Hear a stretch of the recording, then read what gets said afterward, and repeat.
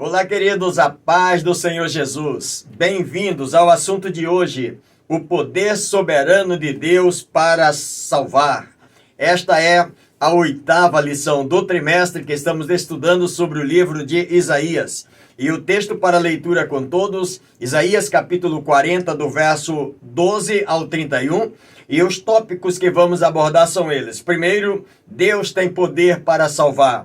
Segundo, a mão do Senhor fez isso. E terceiro, ungidos para uma missão.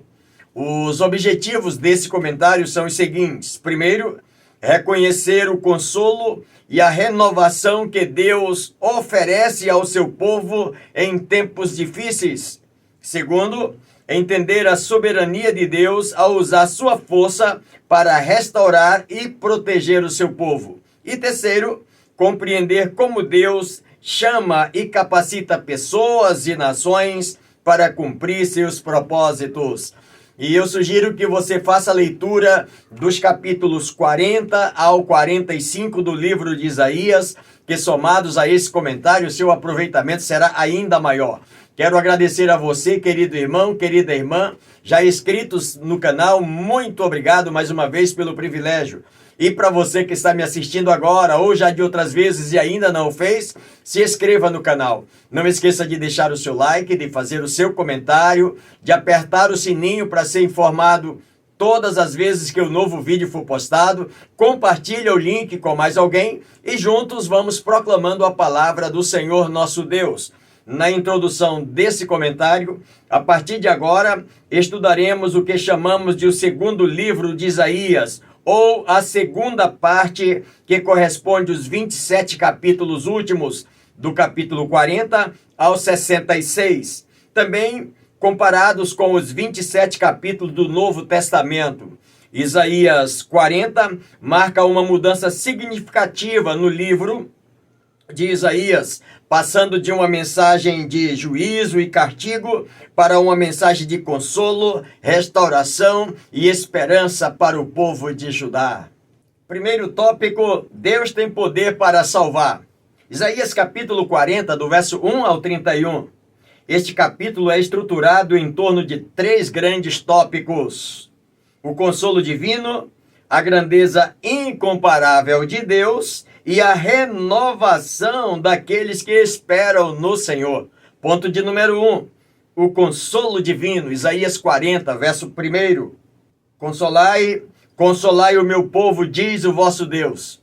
O escritor diz que Isaías 40 começa com uma ordem de consolo futuro para o povo de Israel, que seria exilados e viveria durante algum tempo sobre a opressão de Babilônia, como anunciado pelo profeta no capítulo anterior, capítulo 39, verso 5 ao verso 7. Eles viveriam opressos ali na Babilônia, receberiam a opressão dos babilônios.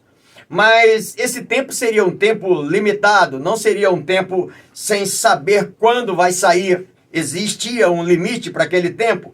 O capítulo 40 também é bom avaliarmos, irmãos, que do capítulo 40 até o 55 do livro de Isaías, ele já é uma espécie de livro de consolação de Israel.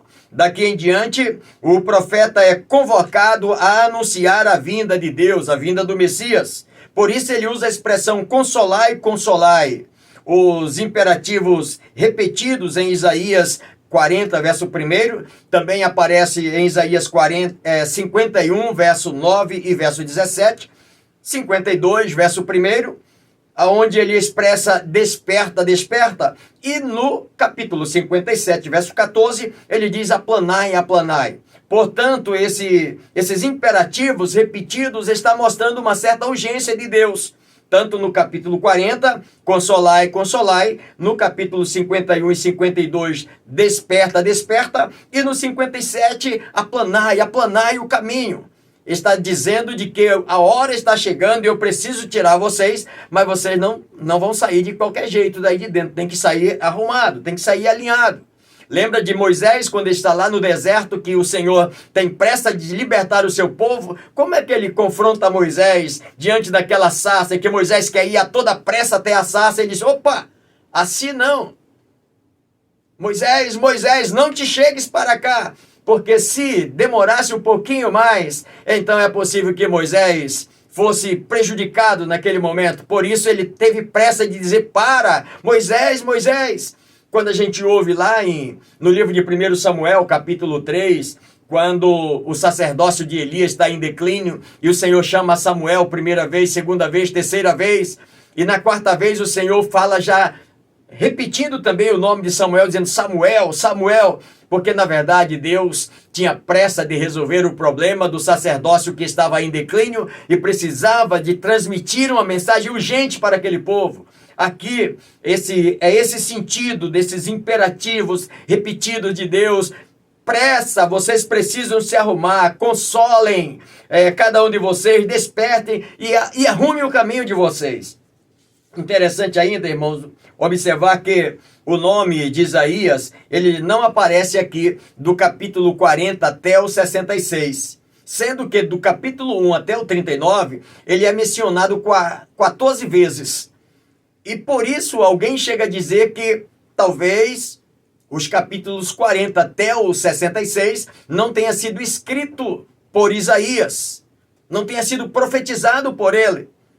Mas outros pensadores chegam à conclusão de que sim, a profecia foi dele, embora ele não tenha vivido o suficiente para ver Israel ser levado cativos para a Babilônia, Judá ter sido levado cativo para a Babilônia, e também não viveu para ver esse cativeiro também sendo destruído ou terminado, esse cativeiro. Isaías não viu, mas a palavra profética ficou lá registrada. Ele começa com uma mensagem de que a sua iniquidade está perdoada, no verso de número 2. E aí nós vamos perceber o seguinte, queridos: Yahvé, ele está prestes a derramar o óleo da cura na ferida do exílio. A guerra, na palavra profética de Isaías, tinha terminado e havia perdão para os pecados. Importante também mencionar que a punição era terrível, porque era punido por 2 vezes diante de cada pecado cometido. Israel recebia 2 punições. Como assim, pastor? A primeira punição era a penitência que eles tinham que pagar. Fica lá na mão dos inimigos, sofrendo na mão dos inimigos, pagando aquilo que eles cometeram. E a segunda correção era que eles precisavam voltar-se, abandonar toda idolatria, todo o pecado e voltar-se para Deus. Também era uma forma de punir. Eu vou abençoar vocês, mas vocês abandonam tudo e se voltem para mim. Agora é interessante também observar que na palavra de Deus, o consolo para eles também era duplo. A bênção também era dupla. Como assim? É que Deus estava dizendo: se vocês fizerem tudo isso e se voltarem para mim, eu quero libertar vocês, eu quero perdoar vocês, vou levá-los de volta. É a primeira bênção. Devolver vocês a casa de vocês, a terra de vocês, vão viver novamente no ajuntamento de vocês. Mas também eu vou restaurar, um dia restaurar Jerusalém, restaurar Israel, registrado em Isaías capítulo 24, verso 34, mostrando que Jerusalém será restaurada definitivamente no período pós-tribulação. Mostrando então de que eu vou punir 2 vezes, mas também eu vou dar uma bênção dupla também para vocês. Por isso no verso 3 ele diz assim: vós do que clama no deserto, preparai o caminho do Senhor e endireitai no ermo a vereda ao nosso Deus, ou a nosso Deus. Essa mensagem de consolo também apresenta a preparação para a vinda do Messias. Preparai o caminho do Senhor, endireitai as vossas veredas. E o escritor vai concluir o ponto dizendo que a glória de Deus se manifestará e ele mesmo virá como pastor para cuidar do seu povo, no verso de número 11, conduzindo-as à liberdade. Essa parte do capítulo transmite a mensagem de que, apesar das dificuldades que Israel sofreu, a intervenção divina será total e restauradora para todo aquele povo. Deus tem poder para salvar, ponto de número 2, o poder de Deus sobre a criação. Isaías 40, verso 12 ao 26. Nesses versos, Isaías exalta a grandeza de Deus, destacando sua soberania sobre todas as nações, toda a criação e todas as nações. E ele destaca com perguntas retóricas. E ele começa a primeira pergunta, dividindo ela em 4 pontos sobre o universo, dizendo o seguinte: quem mediu com o seu punho as águas, para saber qual é o volume de águas que existe no universo? Depois ele diz assim: e quem tomou em medida os céus com os seus palmos, medindo a palmo qual é o tamanho do céu? Ponto de número 3, ele diz assim: e quem foi que recolheu o pó da terra em uma medida qualquer para saber qual é o volume que tem a terra? E ponto de número 4, ele diz: e quem foi que pesou os montes e os outeiros numa balança para saber qual é o peso desse universo, o peso da terra? Ou seja, quem mediu as águas para saber qual o volume, quem mediu os céus para saber qual o tamanho, quem mediu a terra para saber qual o volume da terra e quem pesou os montes para saber o peso. Ou seja, uma pergunta sem resposta. Aí ele faz a segunda pergunta: quem guiou o Espírito do Senhor para fazer isso? Também ninguém pode responder. E o que conselheiro foi que surgiu nesse momento para ensinar? Quem é o seu conselheiro? Também não existe. E em quarto lugar, quem lhe aconselhou e lhe ensinou a sabedoria e a ciência para ele formar as coisas tão bem organizadas como foi feito? E por último, quem, pois, é semelhante ao nosso Deus? Existe um outro Deus semelhante a esse? O que Isaías quer mostrar para aquele povo é que ele está falando de um ser que não existe ninguém igual, que Deus é criador e sustentador do universo e nada escapa do seu domínio. Embora que eles estivessem lá com dificuldade até de entender que algum dia eles poderiam sair da Babilônia, Isaías está dizendo: existe um Deus poderoso que para ele sair é nada, é café pequeno para ele. Isaías faz uma distinção clara entre Deus, o Deus soberano, que criou o universo e que tem autoridade sobre todas as coisas, e os ídolos, que são simplesmente invenções humanas sem poder real. Ele está mostrando aqui: olha, não existe, não dá para comparar, pode colocar, não tem comparação. Os ídolos, por mais formosos que sejam, por valor numérico que tenham o material usado neles, mas eles não têm poder de fazer absolutamente nada. Deus não pode ser comparado com nada. E sua autoridade sobre a terra, as estrelas e os astros e as nações é absoluta. E ao focar na grandeza de Deus, Isaías reforça que ele está sentado sobre a redondeza da terra. Por isso, nós podemos fechar o tópico mostrando no Salmo 46, quando o salmista diz que ele é o nosso refúgio, ele é o nosso socorro bem presente na hora da angústia, e não temeremos ainda que a terra se mude. É isso que o profeta quer mostrar para aquele povo que está cativo em Babilônia. Ou seja, temos um Deus poderoso que é capaz de fazer vocês sair desse cativeiro de uma hora para outra. Ele tem poder na sua mão e não existe ninguém semelhante a ele para que possa pelo menos impedi-lo de tirar vocês desse cativeiro. Deus tem poder para salvar. Ponto de número 3, força para os que esperam no Senhor. Isaías 40, do verso 28 ao 31.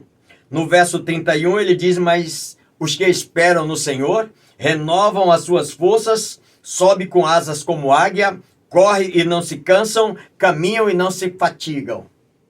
Vamos ao texto, quando o escritor diz, Isaías 40, verso 27 ao 31, ele traz uma palavra de renovação e esperança para o povo que no exílio se sente abandonado e cansado. O que é isso, pastor? É que aquele povo que ali está, no exílio, não tem nenhuma esperança, nenhuma expectativa. Isaías vem dizendo que o Senhor é poderoso, manda que eles preparem o caminho, manda que eles despertem, e enfim. Mas, escute uma coisa, nesses versos do 27, eles estão falando que o Senhor esqueceu eles. Se você ler o texto, você vai encontrar: o Senhor esqueceu de nós, o nosso caminho está encoberto, o nosso direito está desapercebido. Ou seja, nós estamos esquecidos completamente aqui nesse cativeiro. Mas o escritor vai dizer que o Senhor trabalha no seu tempo e o seu tempo é perfeito. Não é que Deus trabalha fazendo alguma coisa com imperfeição, mas que no tempo certo que ele reage ou que ele age, nós vamos perceber que foi o mais perfeito possível. Não pode haver essa dúvida naquilo que Deus faz. Mas deixa eu te falar mais. A resposta de Deus é clara: os que esperam no Senhor. Vocês estão desanimados? Ele deixou vocês? O caminho de vocês está encoberto? Vocês estão desamparados? Aqueles que esperam no Senhor renovam as suas forças. Pastor, mas como é esperar no Senhor? O que eles precisavam fazer? Esperar no Senhor. Escuta, pode ser completamente diferente daquilo que nós pensamos. Esperar, a gente vai sentar, cruzar os braços e esperar que as coisas aconteçam. Às vezes na nossa caminhada, às vezes na igreja mesmo, existem pessoas assim, querendo um milagre de Deus, mas estão aí acomodados, esperando que as coisas aconteçam aí. Mas na ótica divina não é bem assim. Não é esperar, não significa sentar e ficar esperando. Olha para o texto comigo. Ele diz assim: os que esperam no Senhor renovam suas forças. Você já viu alguém que está renovando as suas forças estando sentado? Não. É alguém que está trabalhando, que está em plena atividade. O cansaço chega e de repente ele é renovado. Ele está dizendo que quem está mesmo cansado, mas está em atividade diante do Senhor, esperando no Senhor, a sua força é renovada. Ele usa a expressão da águia, dizendo que eles voam ou sobem como águia. Você já viu que uma águia, as histórias da águia, quantas pregações bonitas acerca das águias, que ela é a ave mais impoluta, mais forte, mais robusta, que ela consegue voar no meio de uma tempestade, enfrentar uma tempestade, passar para a parte superior da tempestade e voar lá em cima no céu limpo, no horizonte limpo para ela. Você acha que a águia faz isso sem nenhum esforço? Não. É um esforço dobrado para ela enfrentar a tempestade e voar por cima, no lugar tranquilo. Que é isso, pastor? Está dizendo que aqueles que esperam no Senhor também devam se esforçar por aquilo que eles esperam. Ter esforço não é de graça, não é mãos abanando, braços cruzados. Mas ele diz mais ainda: correrão e não se cansarão. Você já viu que quem não tem prática de correr, e se correr 2, 3 minutos, 5 minutos, ele não aguenta mais? Vai ter que parar, que não aguenta? Por quê, pastor? Porque ele não tem prática de correr. E quem é que corre e não se cansa? Quem tem prática de correr, aí ele corre 10 minutos, 15 minutos, 20 minutos, 1 hora, aí não se cansa. Por quê, pastor? Porque ele tem prática, aquilo faz parte do seu dia a dia. Isaías está dizendo que aqueles que esperam no Senhor correm e não se cansam. Ou seja, irmãos, eles estão continuando trabalhando, ou seja, na prática do seu dia a dia, executando o trabalho do Senhor Jesus. E aí, em último lugar, ele diz: caminha e não se fatigam. O que é isso, pastor? Persistência. Eu estou esperando no Senhor e eu creio que Ele vai agir, eu creio que Ele vai trabalhar por mim, mas eu preciso me colocar na posição. O que é que eu preciso estar fazendo? Exatamente. Esperar no Senhor não é cruzar os braços. Esperar no Senhor é estar em movimento. Esperar no Senhor é estar em ação. Esperar no Senhor é estar envolvido com a sua obra. Ele diz que Ele faz forte o cansado. Quem é que está cansado, irmão? Quem está trabalhando ou quem está sentado? Lógico que quem está cansado é quem está trabalhando. Pois é, esta pessoa que está trabalhando, que está ali envolvido, está cansado, tá? Eu faço de você forte. Você está cansado, eu vou fazer de você forte. E, queridos, o verso 29 diz que Ele consola os humildes, Ele nos concede mais força enquanto a carga se torna mais leve. De repente, não é nem que o peso está menor para nós, é porque Deus nos fortaleceu e parece que o peso ficou leve agora. Se a gente não tiver forte, o peso se torna muito alto para nós, muito intenso. Mas se tiver forte, é a diferença quando você vê alguém que pega um determinado peso sem força e alguém que pega o mesmo peso com bastante força. Qual é a diferença? Qual é a sensação?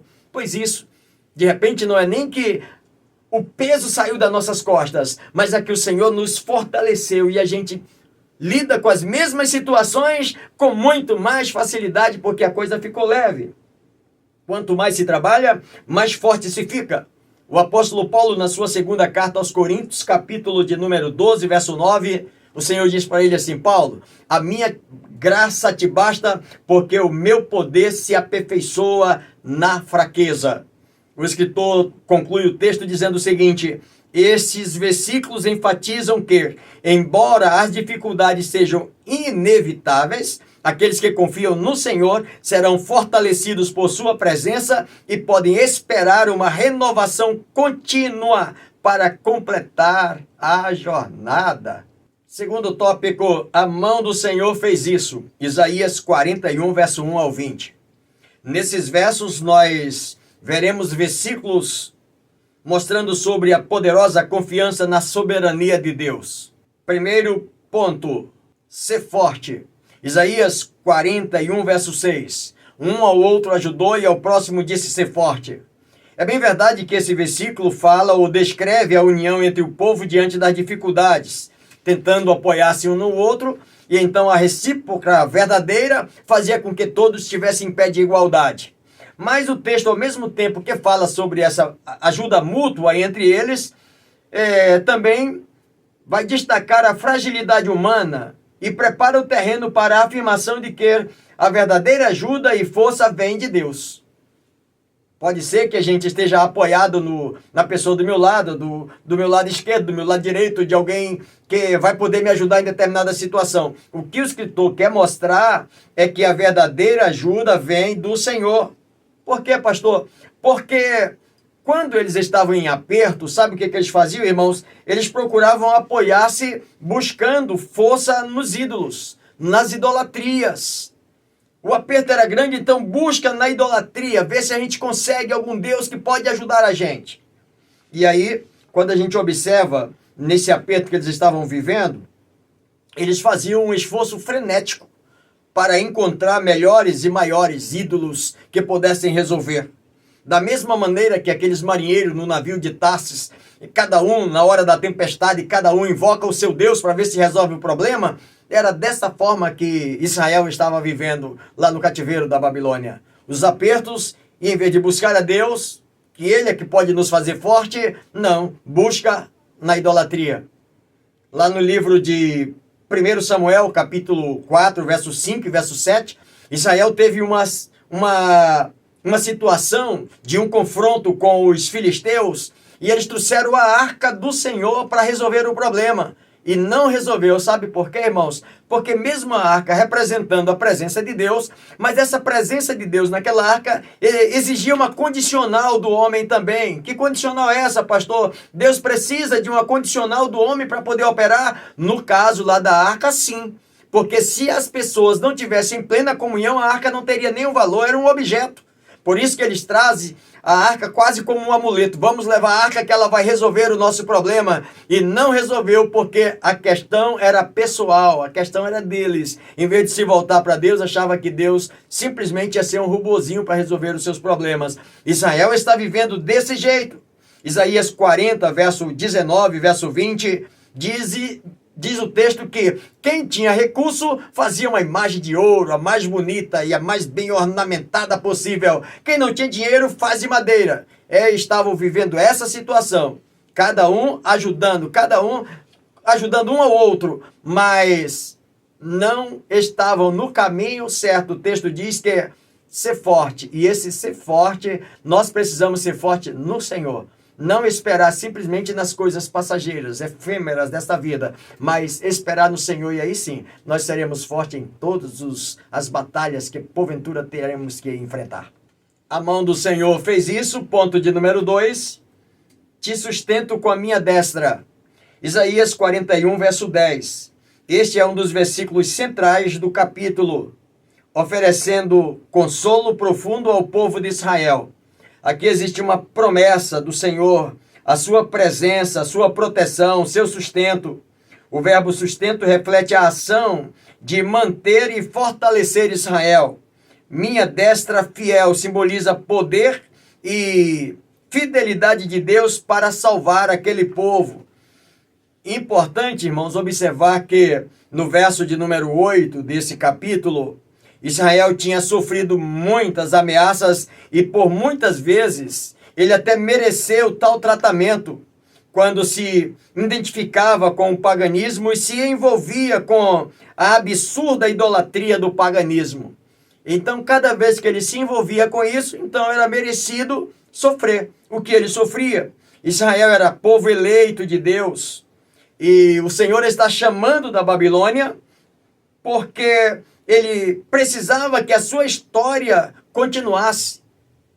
A história de Israel não podia morrer ali. E por isso Deus está chamando, vou chamá-lo, vou fazer o concerto, vou chamar, mas a sua história vai prosseguir. Porque eu, o Senhor, teu Deus, te tomo pela tua mão direita e te digo, não temas que eu te ajudo. Por isso, verso 10, ele está dizendo, não temas, porque eu sou contigo. Eu preciso concluir a história. Eu não tirei você de lá de entre os caldeus para acabar com a sua história no meio do caminho. Eu vou concluir a história. Por isso, o Senhor Deus, através do profeta Isaías, ele está usando essa expressão. Não temas, porque eu sou contigo. Eu vou completar o que eu prometi para a sua vida, Israel. Esta é a palavra também para mim e para você. Muitas vezes, diante das nossas dificuldades, e parece assim que o dia não vai raiar. Quando olhamos para a história de Israel, podemos lembrar e ter a sensação, a certeza de que temos o mesmo Deus, que também pode fazer conosco a mesma coisa, tirando-nos do nosso cativeiro e completando a nossa história. Terceiro subponto, a mão do Senhor fez isso. Isaías 41, verso 20. Para que todos vejam e saibam, e considerem juntamente e entendam que a mão do Senhor fez isso. Esse é o objetivo de Deus, tirar o povo para que as nações em volta digam, foi o Senhor que fez. Este versículo encerra a sessão de promessas de restauração e vitória com o objetivo de exaltar a soberania de Deus. Ele afirma que os milagres e as bênçãos que aconteceram e acontecerão não são frutos de esforço humano, mas da ação direta de Deus.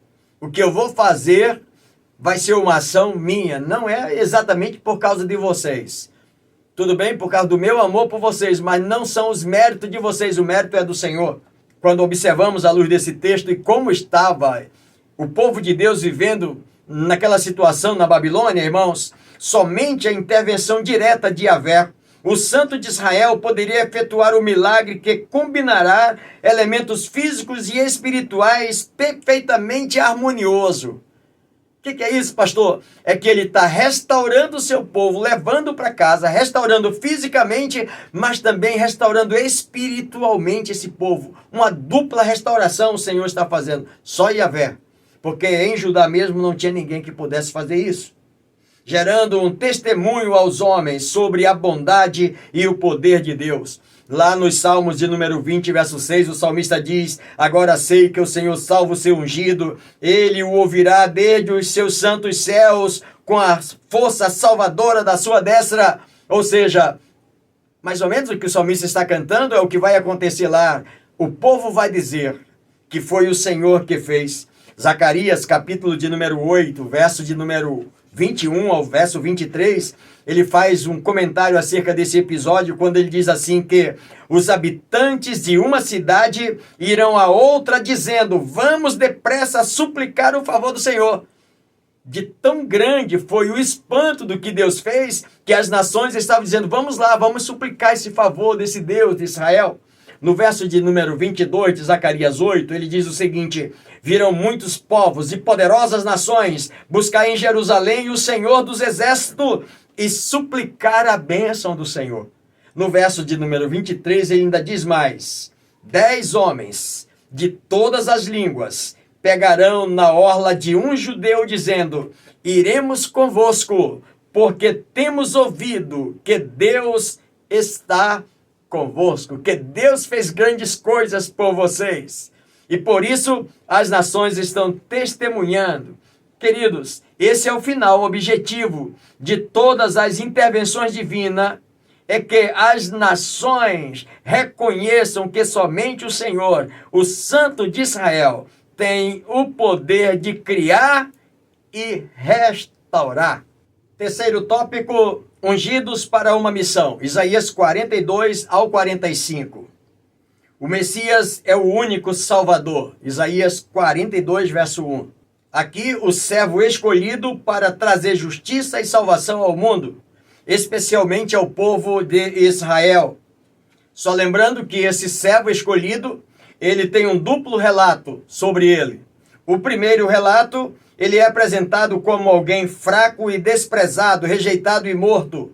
O segundo relato é que ele aparece como poderoso, conquistador, tomando vingança das nações e restaurando Israel. Isaías capítulo 40, verso 10 e capítulo 63, verso 1 ao 4.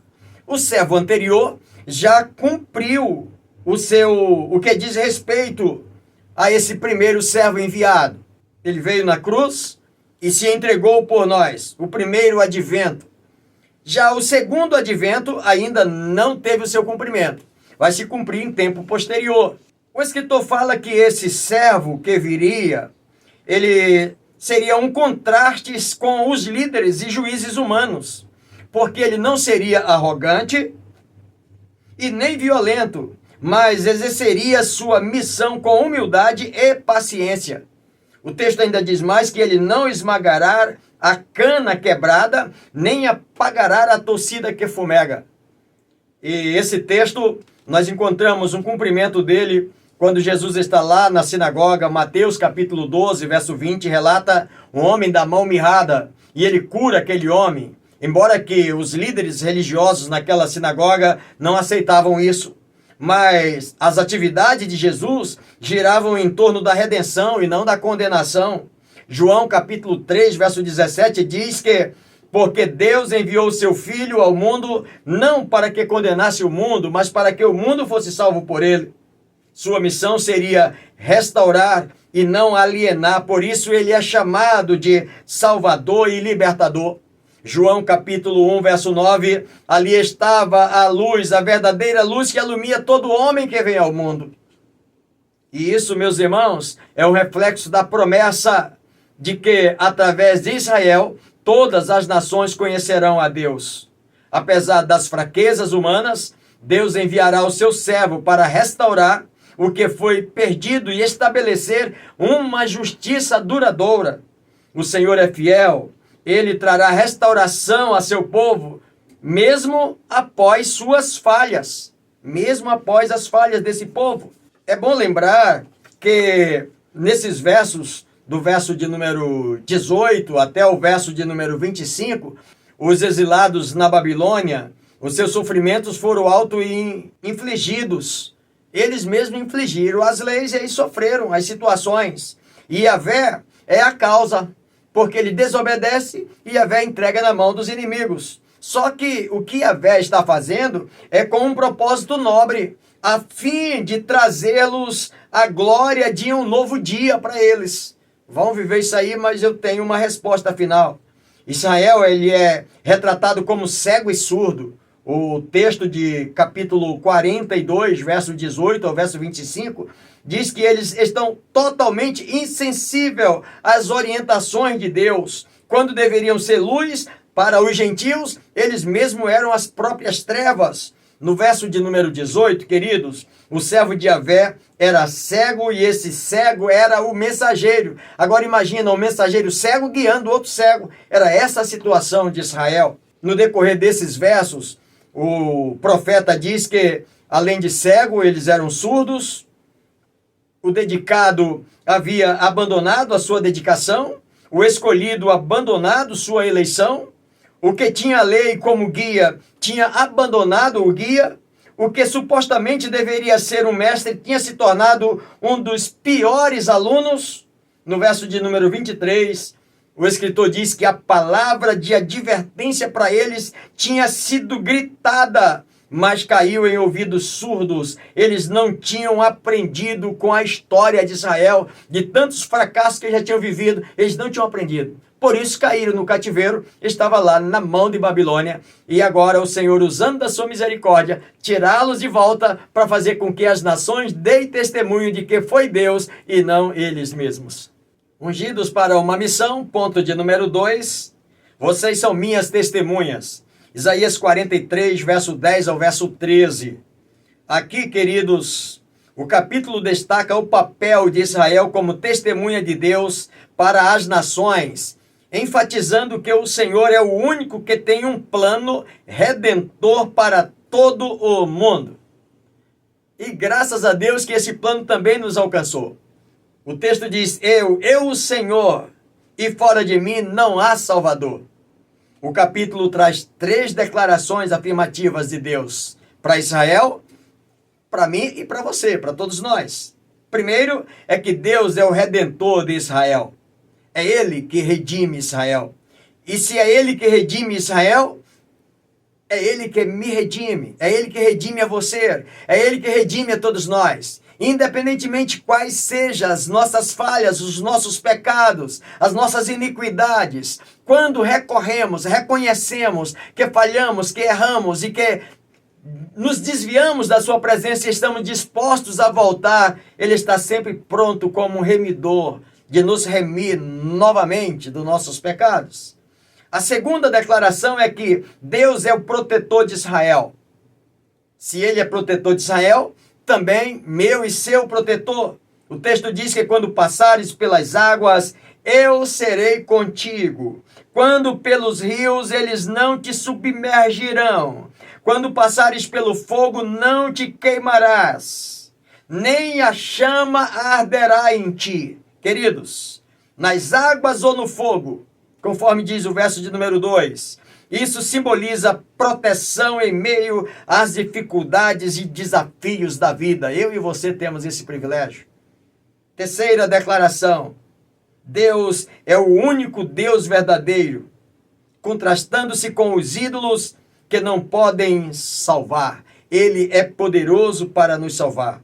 E aí, apesar das falhas de Israel, Ele perdoará seus pecados por causa da sua misericórdia e trará um futuro de bênção e restauração. Escuta, eu e vocês fomos alcançados não pelos nossos méritos, mas por causa da sua misericórdia. Estamos dentro, cobertos também por essas declarações proféticas de Isaías, declarando de que Jesus e que Deus é aquele que pode nos redimir, que pode nos proteger e que também pode ser o nosso verdadeiro Deus em que podemos confiar. Ungidos para uma missão, terceiro e último ponto do comentário, Ciro, pastor e ungido. Isaías 45, verso de número 1. Nesse texto, a profecia de Deus refere-se a Ciro, rei da Pérsia, que na época da profecia de Isaías aqui, ele nem existe ainda. Mesmo sendo um rei pagão, tornou-se uma figura providencial, pois ao decretar a libertação dos judeus do cativeiro da Babilônia, como registrado no livro de Esdras, capítulo de número 1, autorizou o retorno do povo de Israel e a construção dos muros e do templo em Jerusalém. A profecia ressalta que tudo ocorre conforme o desígnio divino. O que Ciro está realizando, o que vai realizar na profecia de Isaías, é que não há outro Deus além dele. É o Senhor que trabalha, é o Senhor que opera para que as coisas aconteçam.